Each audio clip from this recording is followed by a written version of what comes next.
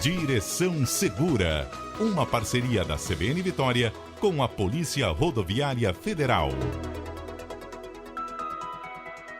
E quem está conosco ao vivo é a inspetora da Polícia Rodoviária Federal, Ludmila Tavares, respondendo as dúvidas de vocês. Entre elas, uma pergunta que foi encaminhada pelo Eliseu. Ele quer que a gente explique um pouco mais sobre o funcionamento, que prevê o Código de Trânsito, sobre os radares móveis.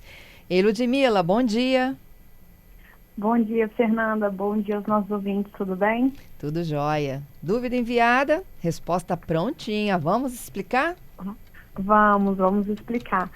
Importante, Fernanda, a gente frisar que muitos motoristas, eles reclamam sobre a questão da redução, né, da velocidade e por que ultimamente a gente tem fixado essa questão de redução, velocidade máxima. A primeira coisa que a gente tem que ter em mente é que o objetivo mundial é a redução da velocidade das vias com o intuito de reduzir os sinistros. Já é um estudo comprovado, Fernanda, que quanto mais a gente reduz a velocidade da via, melhor é a questão da segurança viária, menos mortes, menos acidentes graves. Então, por isso que a gente tem o intuito de verificar sempre a velocidade da via. Uhum. Com relação à pergunta do nosso ouvinte, né, as regras dos radares móveis. Primeira coisa que a gente precisa desmistificar. Para ter o radar móvel, Fernanda, a gente precisa ter o agente de trânsito devidamente trajado e visível. Então, é errado, né, quando vocês veem em alguma rede social ou dissipar essa informação de que os agentes de trânsito, quando utilizam o radar móvel, está lá escondido, né, atrás da placa, atrás da árvore. Isso não existe. De acordo com as regras, tanto do Código de Trânsito brasileiro, quanto a resolução do CONTRAN e o manual técnico que nós temos, nós precisamos estar visíveis. Então, esse estar visível é a viatura bem posicionada, a viatura vai ter sinalização, vai estar colineada e o agente de trânsito também. Então, com isso, não tem como a pessoa dizer que simplesmente não viu, né? Não pôde observar que estaria sendo ali feita a verificação da velocidade. Outra coisa importante, você sempre vai ter velocidades com radares móveis, né?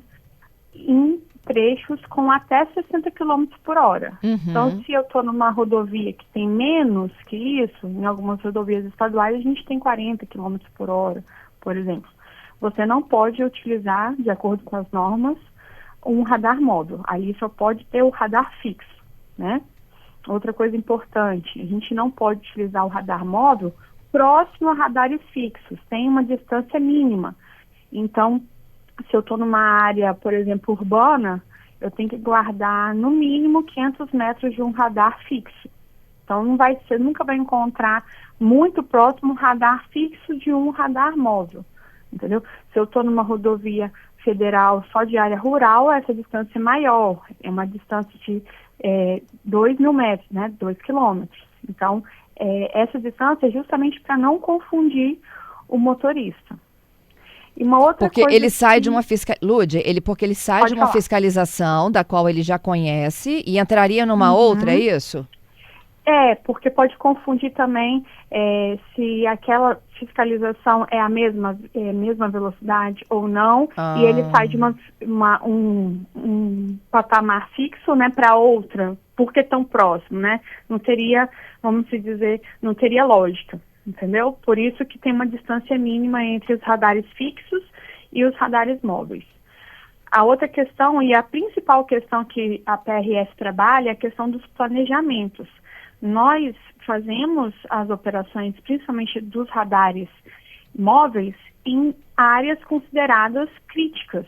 Então, a gente trabalha com estatística e com base no nosso nível de acidentes nos trechos, nós vamos, então, colocar o radar móvel naquela localidade. Tá certo? Então, não é simplesmente ao acaso. aquele trecho está sendo fiscalizado pelo radar móvel, ele está ali por conta de uma análise estatística. Então, são os nossos considerados trechos críticos. Então, o que você precisa ter em mente? Se tem um radar móvel ali, principalmente da PRF, é porque aquele trecho é crítico, porque aquela velocidade já estava indicada na pista, seja de 60 km por hora ou de 80, e o policial ele vai estar de forma ostensiva. Além disso, se chegar na minha residência uma notificação de radar, o que vai ter na multa, né? Vai ter lá o equipamento em que foi feito a verificação, a aferição da velocidade.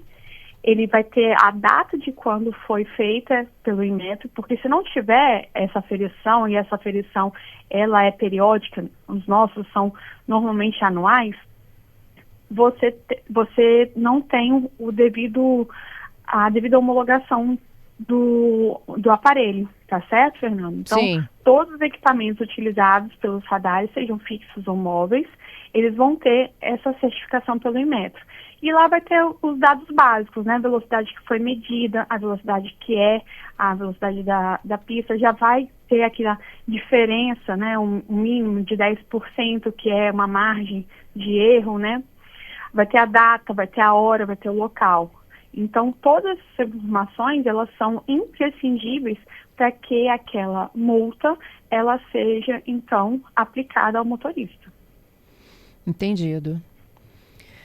E qual a necessidade de ter, tô pensando aqui com a cabeça do motorista, tá? De ter um radar móvel, onde vocês não têm, então, controle fixo, é isso? Isso, vamos imaginar o seguinte sentido. Como a gente trabalha com estatísticas, essas estatísticas elas são verificadas mensalmente e esses índices variam. Aí pode ser que num trecho, agora nos últimos 3 meses, verificou que determinado percurso aumentou significativamente tanto acidentes quanto, acidentes não, no caso sinistros, quanto mortes. Então a gente vai agir ali com radar móvel. Por quê? Foi averiguado que o maior problema era a velocidade da via. As pessoas estavam empregando uma velocidade maior que a permitida. Então, por isso que eu posso ter um radar móvel que me ajuda em determinados trechos. E aí, se eu verifico, Fernanda, que durante um tempo, mesmo com a presença ocasional do radar móvel, não foi utilizado, dependendo da circunstância, eu posso pôr um radar fixo ali. Normalmente, os radares fixos, eles são colocados em áreas em que tem um fluxo maior de entrada e saída de veículos e ainda também que eu preciso ter passagens de pedestres. Então, a gente costuma, né, fazer junto com as concessionárias ou junto com o órgão regulamentador da via, o DENIT no caso, essa averiguação da necessidade de colocação de radares fixos. E isso é definido pelas equipes do local? Vocês podem, por exemplo, estar numa manhã num ponto, à tarde num outro? Isso, a gente pode estar em trechos considerados críticos, mas não é o policial que escolhe. É sempre com base no planejamento operacional. Tem muito ouvinte aqui dizendo que... bom, eu acho que a maioria aqui, né, Patrícia? Os ouvintes não estão concordando com o fato deles estarem em locais visivelmente, né, de fácil identificação, não é isso? Isso, eles estão achando que na teoria tudo funciona, mas na prática não é bem assim, porque alguns ficam escondidos atrás de uma placa ou num mato um pouco mais alto. Então, vamos lá. Se eventualmente vocês flagrarem essa situação, é possível sim fazer uma denúncia, tá certo? Porque, como eu falei, tanto o CTB quanto o nosso manual da PRF indica que deve ter ostensibilidade e visibilidade. Então, a viatura vai estar devidamente colocada na pista, que a gente tem uma forma de estacionar a viatura de forma que proteja o policial e de forma que a viatura fique visível, ok? E não vai estar nunca atrás de placa ou atrás de árvore, tá certo? Então, o policial vai estar na pista, devidamente coniado, visível e com o aparelho medidor. Tá. Eles estão dizendo que flagraram várias vezes aqui situações um pouco diferentes, né? Tem um aqui que diz que é caminhoneiro há muitos anos e todas as vezes, né, que ele se deparou com radar móvel, a fiscalização estava escondida, muitas das vezes até ponto cego, tá? Você não tem uma visão clara de frente, né, que possa, de certa forma, facilitar aí o ato do próprio motorista. Uhum. Por exemplo, Fernanda, hoje, vamos dar exemplos claros hoje que quando você vê a gente noticiando, foi flagrado no norte do estado um veículo a 180 km por hora. Em Soretama. Em Soretama nós temos aqueles famosos tobogãs, correto? E lá você tem a forma de fiscalizar nesses trechos críticos, justamente colocando a viatura no acostamento. Então, no acostamento não vai estar atrás de nenhuma placa, não vai estar atrás de nada. Vai estar no acostamento, ou seja, em cima da via, devidamente coneada, e o policial ao lado fazendo essa verificação. E, principalmente pelo fato dali ter aqueles tobogãs em que a velocidade máxima é 80, mas é muito, muito frequente a gente flagrar os motoristas acima de 150, ali você sempre acaba surpreendendo os motoristas porque eles acham que dificilmente vai ter uma fiscalização ali e tal. E não é. Ali é considerado um trecho crítico. Entendeu? Entendido. Então, ali é um exemplo clássico. Também no 101 Parte Sul, em alguns trechos que os motoristas sentem que poderiam empregar uma velocidade maior do que a permitida na maioria ali é 80, porque ou o trecho está melhor, ou o trecho está melhor pavimentado, enfim. Ali também nós temos vários locais em que o policial fica posicionado no acostamento sem nenhuma placa atrapalhando. Tá certo. E aí o motorista ele pode contestar isso, né? Se eventualmente ele entender que não houve ostensividade e visibilidade, como foi aí o exemplo que alguém falou que estava atrás de uma placa, ele pode contestar, mas ele precisa comprovar. Mas aí como ele comprova? Fazendo foto? Seria uma forma. Não tem como, né? Aí vai ser multado por vai ser multado por fazer foto. Não, se você flagrar, se você passar e verificar, você não tem impedimento de você voltar no agente de trânsito e tirar sua dúvida. Se você entender que ele está sem visibilidade adequada. Entendido. Nossa, isso é tão difícil, não?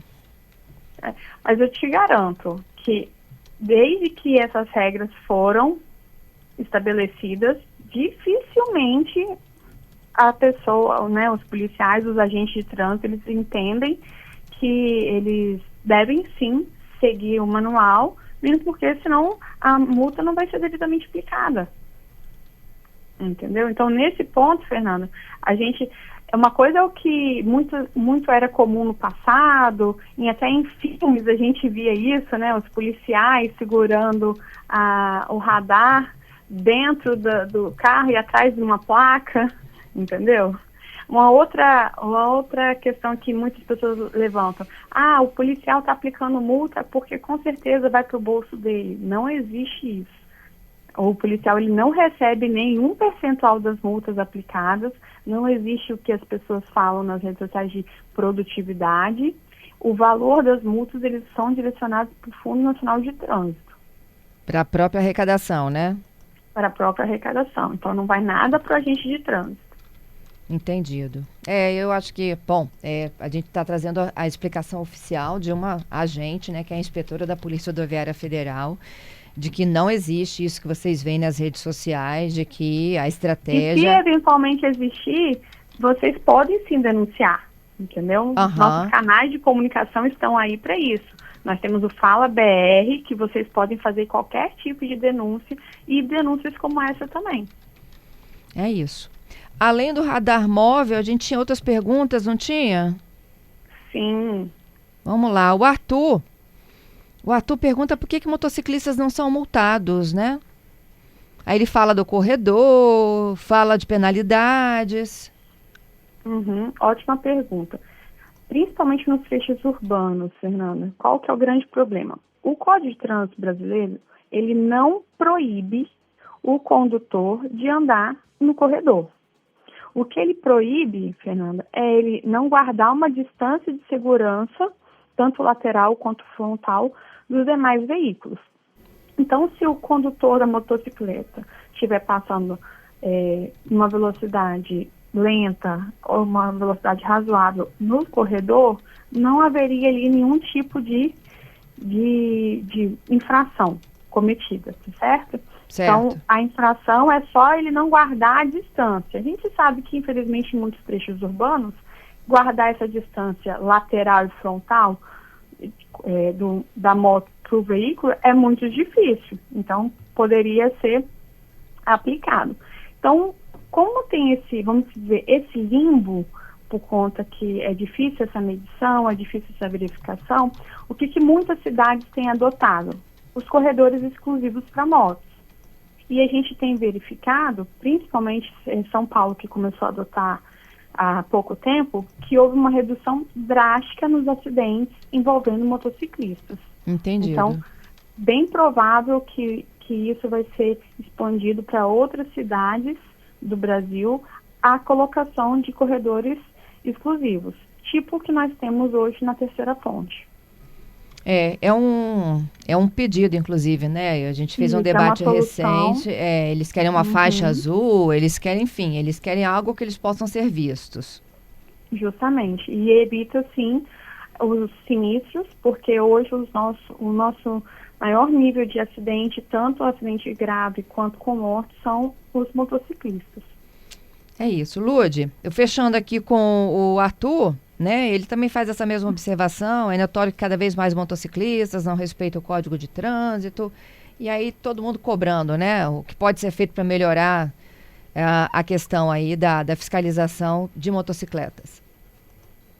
Nos trechos urbanos, o que nós temos observado, principalmente em desenvolvimento pela PM, em parceria com a PRF em locais específicos, são as blitz, né?